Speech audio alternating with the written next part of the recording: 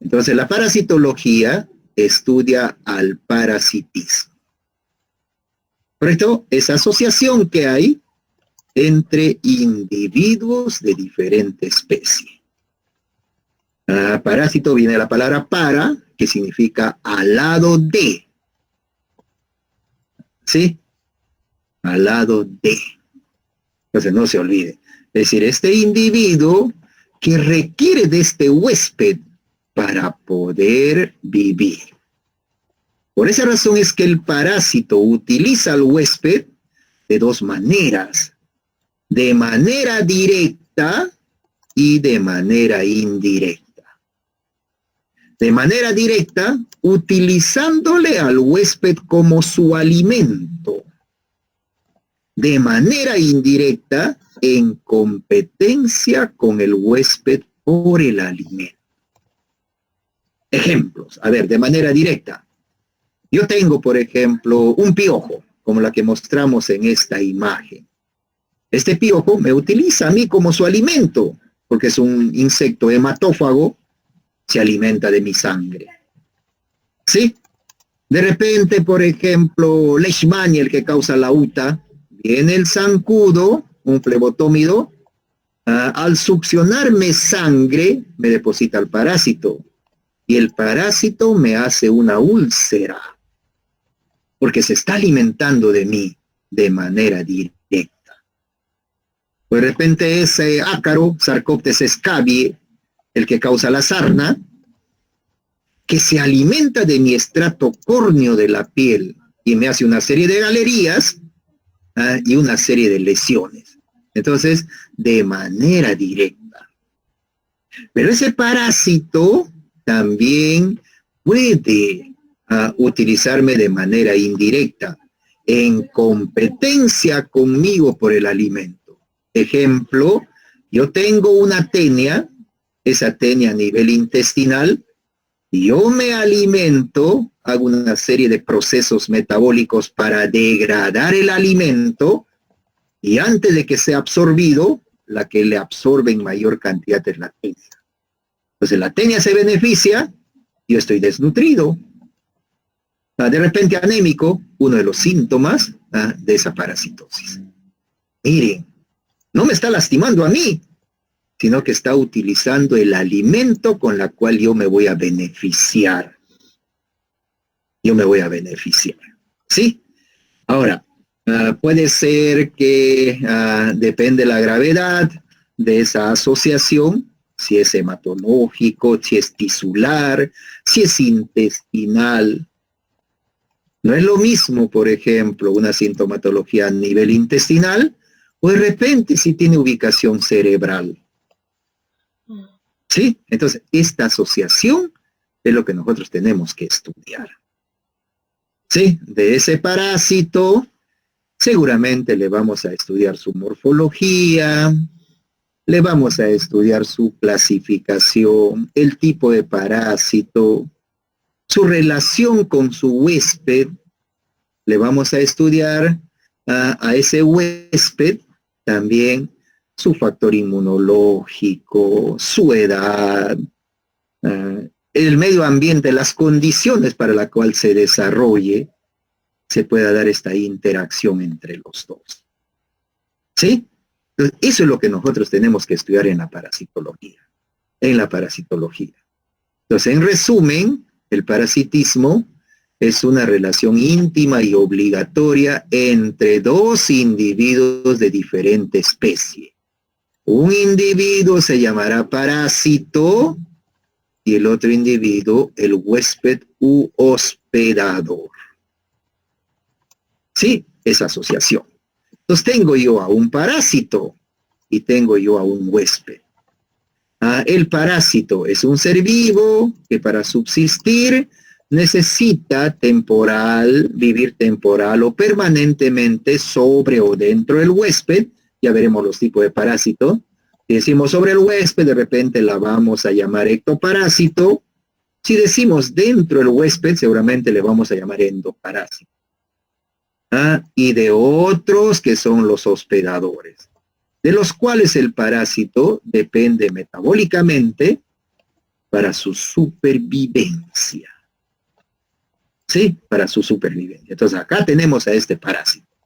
Muchas veces, para que se pueda desarrollar el ciclo biológico de un determinado parásito, a veces requiere más de un hospedero, más de un huésped.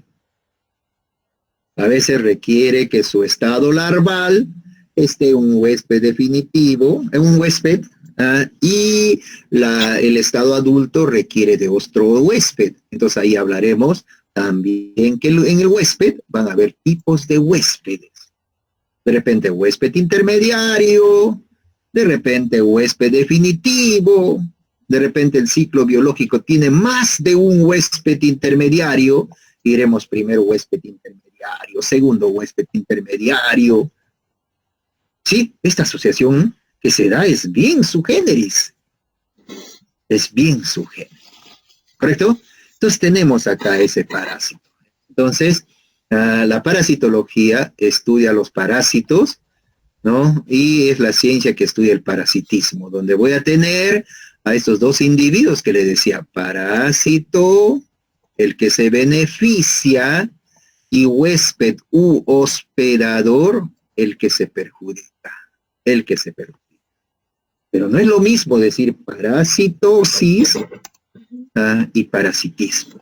Ojo, el parasitismo, la asociación entre estos dos. Y la parasitosis, cuando un organismo llamado parásito produce manifestaciones clínicas sobre el huésped. Sobre el huésped. ¿Sí? Entonces, no se olviden de ello. Entonces, todos los tipos de parasitosis se llama parasitismo, pero todos los parasitismos no es parasitosis. Ejemplo, hay algunos, por ejemplo, Entamoeba coli, que es una ameba, pero que es comensal, que muchos los podemos tener sin ninguna manifestación clínica. Esa asociación también se llama parasitismo, pero no es una parasitosis, porque no me está produciendo manifestación clínica. No me está produciendo manifestación clínica. Por eso le he puesto acá, en esta diapositiva, un ojo. Todos los tipos de parasitosis es parasitismo, por la asociación que hay entre el parásito y el huésped. Pero el parasitismo no siempre es una parasitosis. No siempre, porque muchas veces no hay manifestación clínica sobre ese hospedador. Sí, sobre ese hospedador. Entonces, resumiendo esta primera parte, el parasitismo es un fenómeno ecológico en el que el parásito se establece en la superficie o el interior del huésped. O el interior del huésped. ¿Sí? Listo. Entonces, ahí lo tenemos. También existen tipos de huéspedes. Miren, para que ustedes lo vayan entendiendo. Entonces, ya tengo al parásito. A ver, voy al huésped o llamado hospedero. ¿No? Ahí yo les decía que puede haber huésped definitivo, hay tipos de huéspedes, puede haber huésped intermediario, puede haber huésped paraténico, puede haber huésped reservorio. ¿Cuándo un huésped es definitivo? Ahorita lo vamos a ver en unos ciclos biológicos que les he puesto ahí. Es un huésped definitivo cuando el parásito se encuentra en ella. Si es un individuo, a ver, para entenderlo. En los parásitos hay parásitos unicelulares y hay parásitos multicelulares. A los unicelulares nosotros le vamos a llamar protozoarios.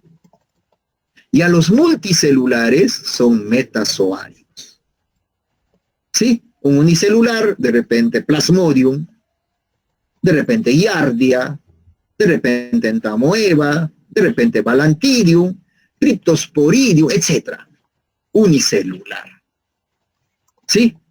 Y cuando es un parásito unicelular, a veces su ciclo biológico tiene fases de reproducción asexual y tiene fases de reproducción sexual. Y a veces ella se da en un individuo, en un huésped, o se puede dar en dos huéspedes. Por ejemplo, Plasmodium se da en dos huéspedes. Un huésped que es el humano, que hace la fase asexual del parásito, y un huésped que es el zancudo del género Anopheles, que hace la fase sexual. Entonces, ¿quién es el huésped definitivo? El que hace la fase sexual del parásito. En el ejemplo de Plasmodium, el zancudo, el mosquito que le llaman. ¿Quién es el huésped intermediario? El que hace la fase asexual. ¿Correcto? Si es un metazoario, un multicelular, por ejemplo, la tenia. Una tenia pasa por estadio de huevo, larva y adulto. El que alberga al parásito adulto, huésped definitivo. El que alberga a la larva, huésped intermediario. ¿Correcto? Entonces, ¿por qué razón se les explica esto? Porque cuando agarran ya los libros, de repente en el ciclo biológico, ya les va a decir, y el huésped definitivo es fulano de tal. Entonces ustedes rápidamente lo van a ubicar. Huésped definitivo es un organismo multicelular, entonces debe tener al parásito adulto. ¿Sí? Entonces, ahí está, miren, huésped definitivo es un organismo que alberga las etapas adultas de un parásito, si es un metazoario, o donde ocurre la reproducción sexual, si es un protozoario. ¿Sí? Huésped intermediario, ya que les estaba mencionando, es un organismo, es un ser vivo como nosotros, que alberga las etapas intermedias de un parásito y etapas en desarrollo, los estados larvales. ¿Sí? ¿Quién es huésped paraténico?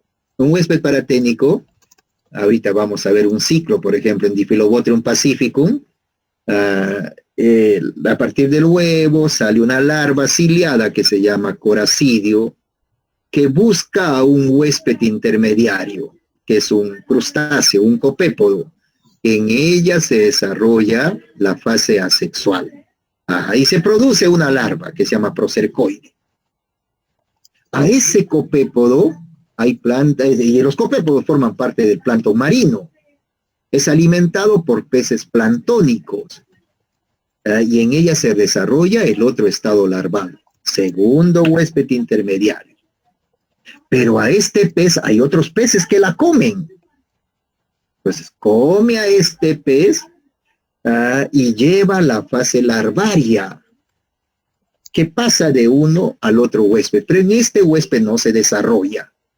Entonces, en aquel huésped que no se desarrolla, pero que ha venido de otro por carnivorismo, a esto le llaman huésped paraténico. ¿Sí? Entonces, el huésped paraténico es un organismo que transporta un parásito, en la cual el parásito no se desarrolla. No se desarrolla. A eso le llamamos huésped paraténico. Y huésped reservorio es un animal diferente al huésped definitivo, ¿no? En el cual el parásito adulto sobrevive en la naturaleza. De repente, mucho se habla, es un reservorio. Ahí sobrevive el parásito. Ahí sobrevive el parásito. ¿Sí? Ejemplos. A ver, vamos a unos ejemplos. Yo tengo acá, por ejemplo, el ciclo biológico. A ver.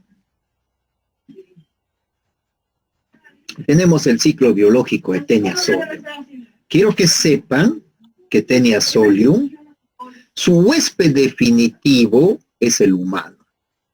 Esta es la Taenia, la famosa solitaria, que mide más o menos de 4 a 6 metros de longitud y se ubica a nivel de intestino delgado. Entonces, ¿quién es el huésped definitivo? Su huésped definitivo es el humano. ¿Y por qué razón el humano es huésped definitivo? Porque alberga al parásito adulto. Si este humano, ¿sí?, es huésped definitivo, en su materia fecal elimina los huevos. Y la mala disposición de las excretas genera varias fuentes de contaminación. Se contamina el suelo, se contamina el agua de bebida, se contamina el agua de regadío. Algunos tienen la costumbre de regar con aguas de tratamiento primario, planta de talla corto. Todos ellos se contaminan. Y el cerdo es un animal coprofágico. Le gusta comer heces. ¿Han visto los gallinazos sin pluma? ¿Quiénes son los gallinazos sin pluma? Los que reciclan basura. Se ven los basureros, están sacando restos de comida. ¿Saben a dónde va a parar ese resto de comida? En las chancherías. Salida de Tarata, tremendos huecos, ahí crían chanchos. Y ese cerdo se puede infectar. Sí, al comer ello. Entonces, a partir de ese huevo se forma la larva. Y la larva se desarrolla en el cerdo. Entonces, por esa razón es que el cerdo es el huésped intermediario, porque desarrolla la larva.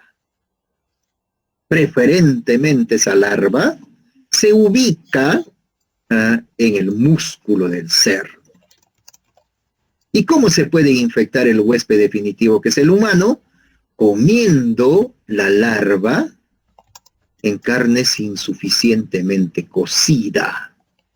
Una parrilladita con 2, 3 vueltas. El chileno tiene la costumbre, cuando come sus parrilladas, con cocción al medio, con su sangre inclusive ahí. ¿Sí? Entonces se puede infectar. Entonces, en resumen, miren, en este ciclo biológico, yo tengo a este huésped definitivo y tenemos a este huésped intermediario. El huésped definitivo, el humano, el que alberga al parásito adulto, y el huésped intermediario, el cerdo, el que desarrolla la fase larval. Pero ¿qué pasaría si el humano se infectara con el huevo? Pero si el humano se infecta con el huevo, entonces va a desarrollar la larva. Entonces el humano se puede comportar como huésped intermediario si desarrolla la larva, y como huésped definitivo porque desarrolla al adulto. Entonces aquel que hace ese tipo de comportamiento, huésped intermediario y huésped definitivo, alguna bibliografía le llama huésped completo. Y en el caso de Taenia solio, el humano también es huésped completo. Esa larva de repente viene vía hematogénica al cerebro y me produce lo que llamo la cisticercosis cerebral. Puede ir a la vista, me daña todo la córnea, ¿sí? Una uveitis.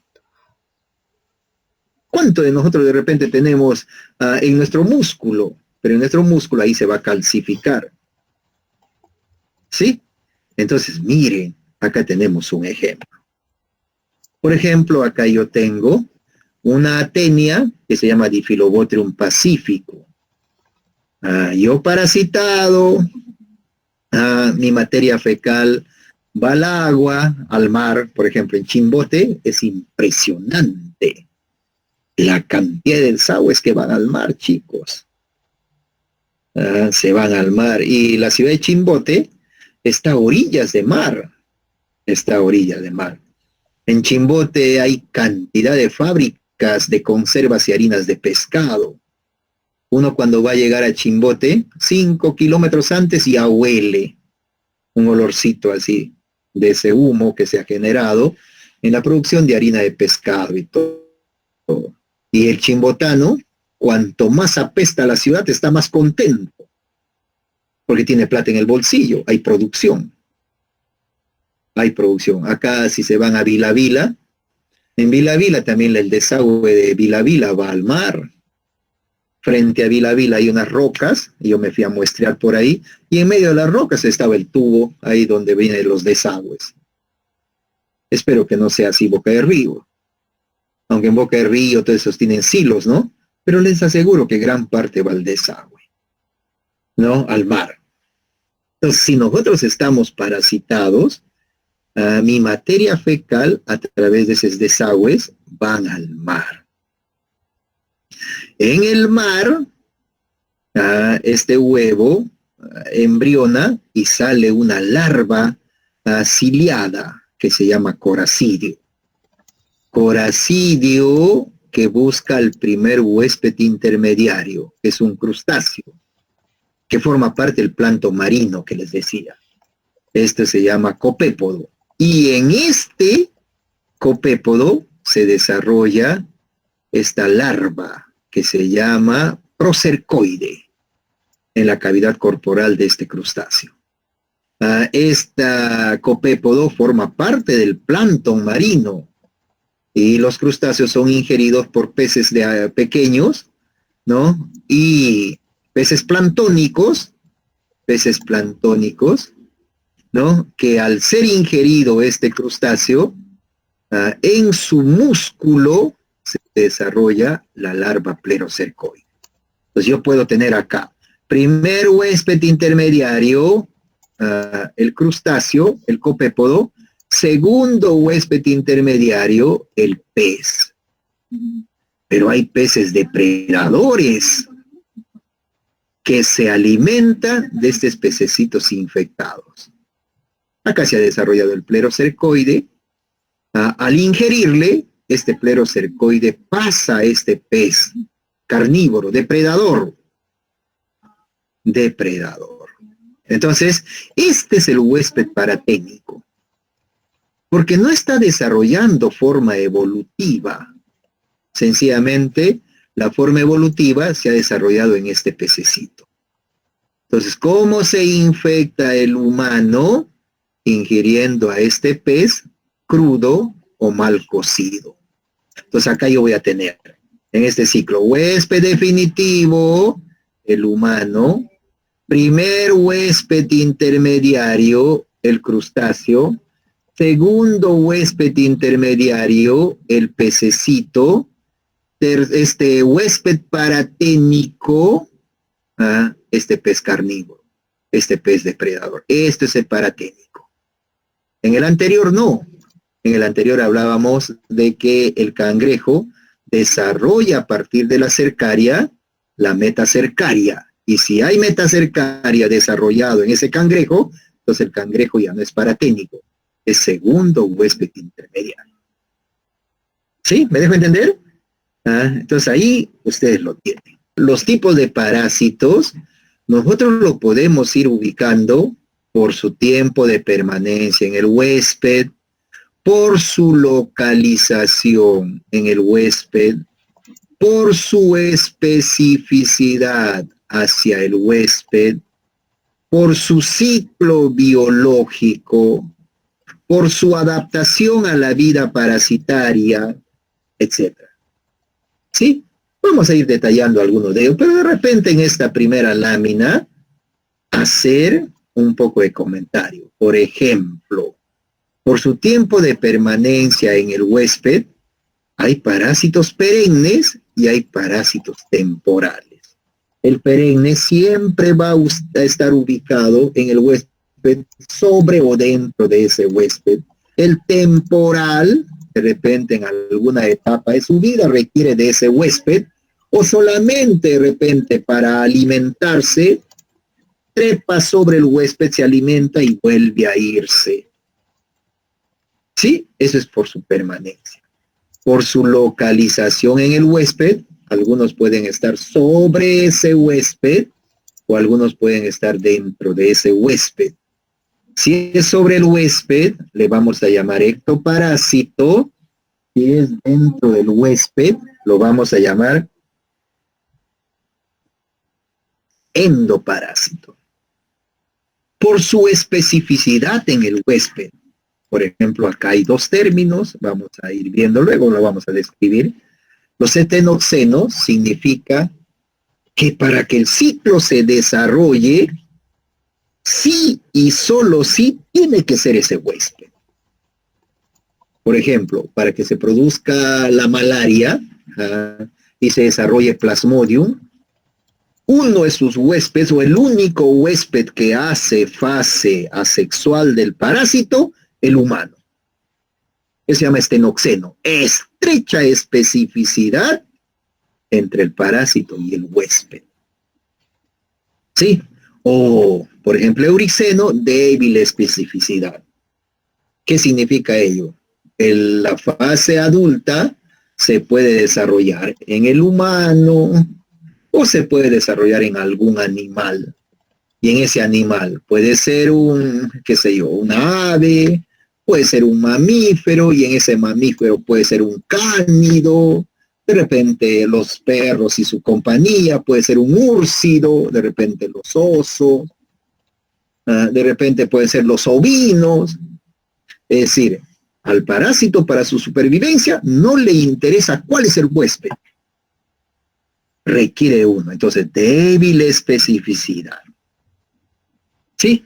Por su ciclo biológico. Algunos, para poder desarrollar su ciclo biológico, solo se desarrolla en un solo huésped. Por ejemplo, Giardia, su huésped el humano. Entamoeba histolítica, su huésped el humano. Eso se llama monoxeno. Heteroxeno, como los ejemplos que les he puesto, que para que ese ciclo biológico se desarrolle, requiere de más de un huésped. Y si requiere de más de un huésped, entonces ahí hablamos de huésped definitivo y hablamos de huéspedes intermediarios. Y a eso le llaman ciclo heteroxeno. Alguna bibliografía inclusive hasta diferencia diheteroxeno, triheteroxeno. Diheteroxeno, por ejemplo, cuando hay un huésped intermediario y uno definitivo. De repente, poliheteroxeno, cuando hay más huéspedes intermediarios. Y ahí puedo decir primer huésped intermediario, segundo huésped intermediario, o en el caso de difilobótreo, más un huésped paraténico. Entonces, ese es un ciclo, un parásito heteroxeno. Y por su adaptación a la vida parasitaria, vamos a tener, por ejemplo, los parásitos obligados y vamos a tener los facultativos. Obligados, a que algunos le ponen como sinónimo de permanente, necesariamente tienen que hacer vida parasitaria. O los facultativos intercalan periodos de vida libre, que a veces requieren del suelo, de un ambiente determinado, y ahí vamos a tener a los famosos geohelmintos, que requieren del suelo para poder seguir desarrollándose, y luego pueden hacer vida parasitaria. ¿Sí? Vida parasitaria. Entonces, no nos olvidemos. Entonces, en esta primera diapositiva, de los tipos de parásitos, les he querido dar esta pequeña explicación. A ver, lo voy a ir describiendo. Yo tengo acá los parásitos temporales y los parásitos permanentes, según su permanencia en el huésped. Temporales solo van para alimentarse. Por ejemplo, en esta imagen tenemos al chinche hematófago que me puede transmitir Trypanosoma cruzi, el agente etiológico de la enfermedad de Chagas. Esto es un hematófago. En las noches baja donde yo estoy, porque está escondido, me succiona sangre y luego se va. Solo se acercan para succionar sangre. Y los permanentes, como el piojo, se alojan en el huésped. Ahí están. Y se nutren a expensas de él. Pero los temporales solo se acercan para succionar su alimento. Los permanentes permanecen en él. Teniasolium es permanente, y encima es longevo. Dice la bibliografía que puede estar hasta por 25 años contigo. Ya les explicaremos el famoso mecanismo de la emisión transversal, o llamado estrobilización. ¿Sí? Basta que tenga su cabeza, o su escólex, perdón, cabeza, sinónimo de cabeza para nosotros, donde están sus órganos de fijación adheridos al epitelio intestinal, y tenga su cuello, que es estructura generatriz, puede perder todo lo demás. porque a partir de ese cuello se generan nuevos proglótidos. Y mucho se habla de longevidad de ese parásito. ¿Sí? Imagina tener un parásito de esos como 25 años, wow, qué terrible, ¿no? Hay que hacerle su fiesta de 15 años, 18 años, ¿no? Sus bodas de plata, etcétera. Entonces, según su permanencia, según su especificidad, acá he adicionado uno más. A ver, en esta diapositiva que les he mostrado, según su especificidad, tenemos dos, estenoxenos y eurixenos, con estrecha especificidad. Los estenoxenos con débil especificidad, los eurixenos, pero le he adicionado unita más. ¿Sí? Estenoxenos presentan una especificidad extrema. Si no hay ese huésped, no se desarrolla. Ejemplo, entamueba histolítica solo en el humano. La fase asexual del parásito solo en el humano. Estenoxeno. Oligoxeno. Dicen que es especificidad intermedia. Ejemplo, la fase sexual del parásito. ¿Dónde se desarrolla el parásito en su fase sexual? En un zancudo del género Anopheles. Ojo, pero ese género tiene varias especies. Puede ser Anopheles pseudopuntipenis, puede ser Anopheles verrucarum, puede ser Anopheles darlingi. Pues en cualquiera de estos anófeles se desarrolla la fase sexual del parásito. Pues a eso le llaman especificidad intermedia. Sí, de repente puedo decir, el ciclo biológico de tal parásito ocurre solo en cánidos, de repente Echinococcus granulosus, en perros, en lobos, en chacales, todos de la misma línea.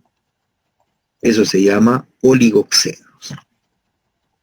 Sí, y los eurixenos, en los que muchas especies animales les sirven como reservorio. ¿Se acuerdan que hemos dicho? Puede ser el humano, pero puede ser también un animal. Puede ser un ganado equino, puede ser un ganado caprino, puede ser el ganado bovino, puede ser diferentes tipos de animales. Entonces le decíamos que no le interesa quién es el huésped con tal de completar su ciclo biológico. Entonces hay una débil especificidad respecto al huésped. Y acá les estoy colocando algunos ciclos biológicos. ¿Sí? Por ejemplo, el ciclo biológico de Plasmodium, la fase asexual que primero se desarrolla en el hígado, luego en los glóbulos, ¿no? Esto exclusivamente en el humano, por un proceso que se llama esquizogonia.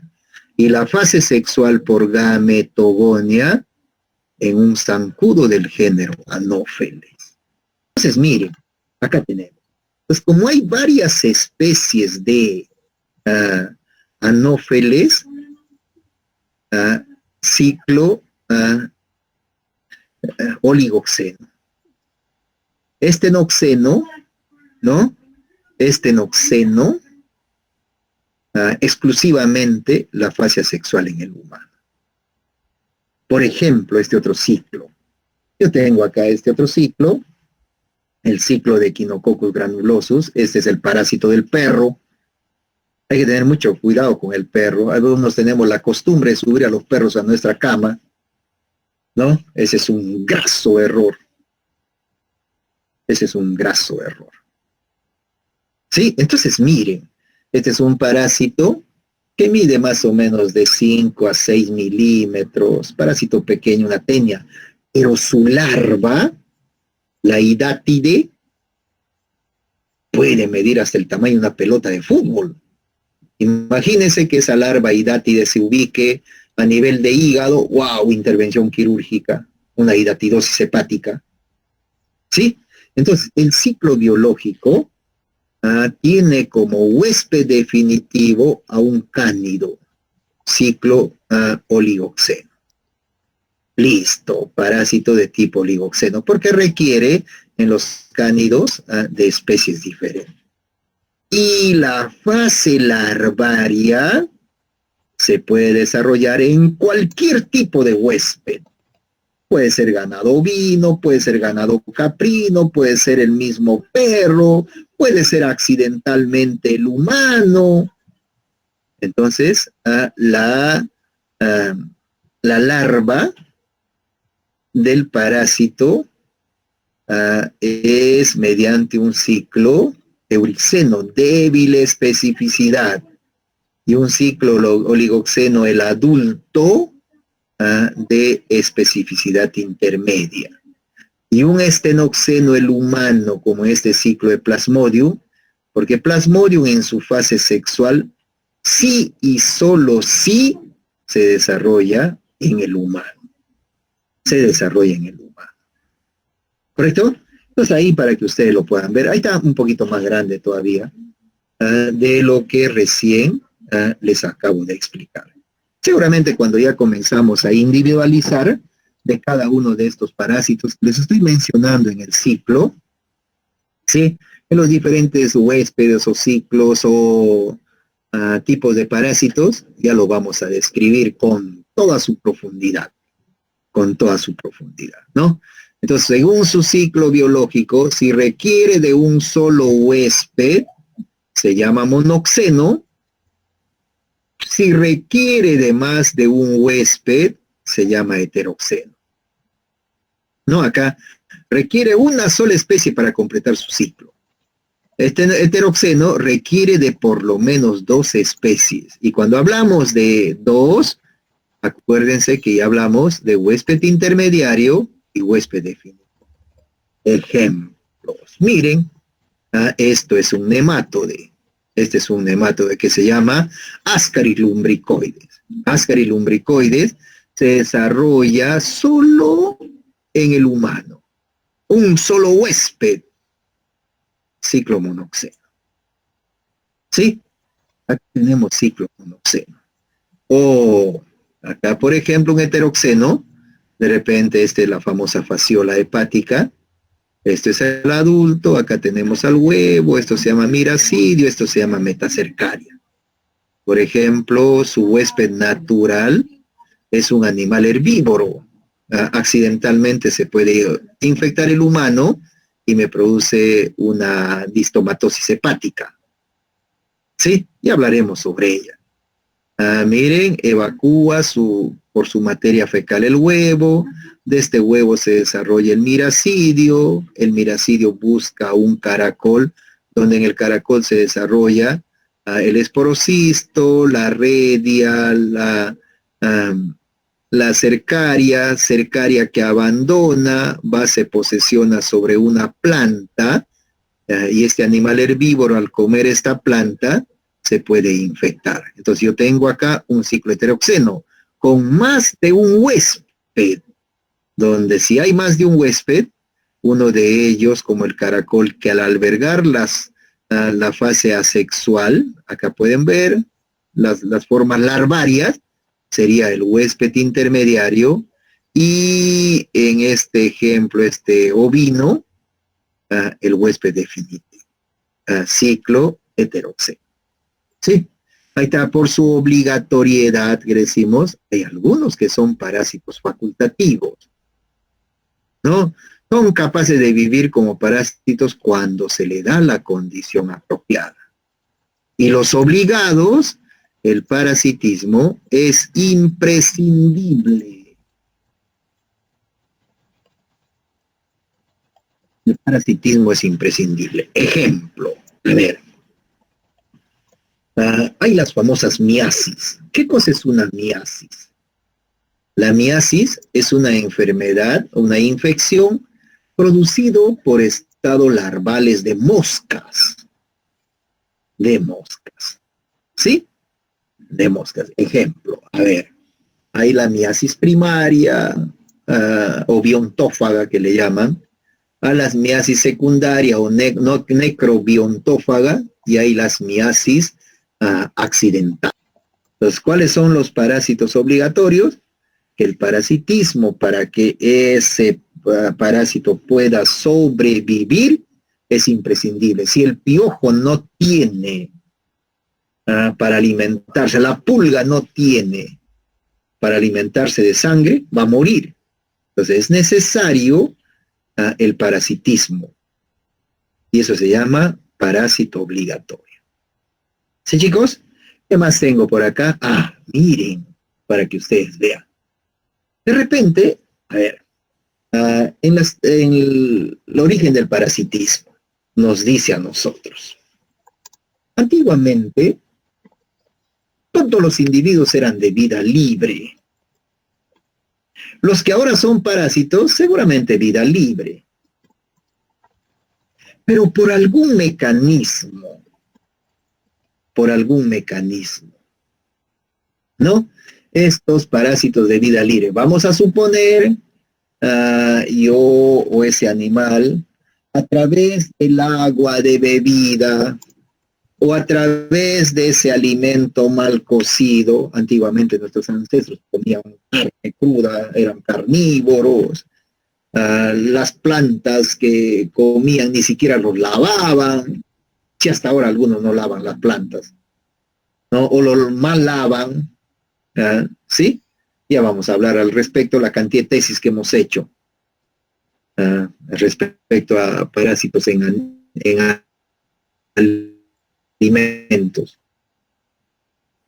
¿Correcto? Por algún mecanismo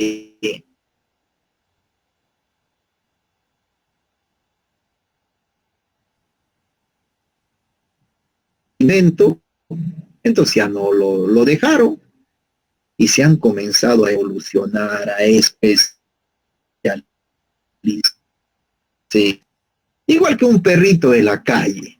Si un perrito de la calle tú le das de comer en la puerta de tu casa, te aseguro que todos los días viene a la puerta de tu casa. ¿Sí? Porque tiene, y por último hasta se queda en tu casa. Y al final le ha adoptado, le has choreado de comer. Entonces, ese organismo de vida libre, que por algún mecanismo, por alguna fuente, ha ingresado a tu organismo y en ella tiene el alimento, tiene su hábitat. Si yo tengo eso, no voy a querer salir. No voy a querer salir. ¿Sí? Entonces, si ese organismo de vida libre, que por alguna fuente de contaminación ingresa o está sobre tu organismo y en ella tiene el alimento, no va a querer salir. Entonces va a evolucionar y se va a adaptar. De repente el que es a nivel intestinal se va a adaptar. Tendrá que generar una serie de órganos de fijación. Y los órganos de fijación en el tiempo van a ser adaptaciones morfológicas a la vida parasitaria. Si se ubica a nivel intestinal, a ver, vamos a suponer, y por procesos metabólicos ya tengo sustancia asimilable, ya tenemos sustancia asimilable, ¿sí? Entonces, ¿para qué necesita intestino? Entonces, de repente muchos ha habido supresión de algunos órganos, ¿sí? Y desarrollo de otras. De repente su tegumento piel como una esponja para absorber todo, ¿sí? Para absorber todo. Entonces, eso lo vamos a tener nosotros como adaptaciones morfofisiológicas a la vida parasitaria. Por lo general, los parásitos, una de sus adaptaciones son los órganos de fijación, otro de sus adaptaciones es la supresión de algunos órganos y la hiperactividad de otras. Uno de los órganos, por ejemplo, de bastante hiperactividad, son los órganos reproductores en los parásitos. Son los órganos reproductores. ¿Correcto? Entonces, imagínense, nosotros tenemos Taenia solium. ¿Por qué le llaman solitaria? Porque es un solo individuo el que tenemos en nuestro organismo. Y si es un solo individuo, entonces ha debido desarrollar algo. Y lo que ha desarrollado es una hiperactividad de órganos reproductores. Cada proglótido o anillo tiene un juego de aparato reproductor masculino y femenino. Porque en el parasitismo, sobre todo en el primer bloque de los platelmintos multicelulares, el hermafroditismo es muy avanzado. Cada uno de ellos tiene un aparato reproductor masculino y femenino. Cada uno de estos proglótidos grávidos se pueden llenar de huevos. Se evacúa cantidad de huevos. Si yo estoy parasitado, en cada deposición más de 200,000 huevos. Si de ella una sola encuentra al siguiente huésped, hay perpetuación de especie. ¿Sí? Entonces, miren, nuestro tema en práctica, justo el primer tema de la práctica, está referido a las adaptaciones morfofisiológicas a la vida parasitaria, entendiendo que el origen del parasitismo se da desde un individuo de vida libre que ha tenido que especializarse, que ha tenido que evolucionar, que ha tenido que adaptarse a vivir sobre o dentro de ese organismo, ¿sí? Y con ella desarrollar o suprimir algunos de los órganos para que el peristaltismo intestinal, para que el pH de esa zona no lo pudiera afectar y pueda hacer esa relación de compatibilidad y supervivencia a la vida parasitaria, que haya ese equilibrio, ¿sí? Entonces, esto sería una pequeña introducción a la relación del parásito huésped, a la relación de lo que vamos a conversar, la siguiente clase, de lo que vamos a conversar. Bueno, aquí está lo que les voy diciendo.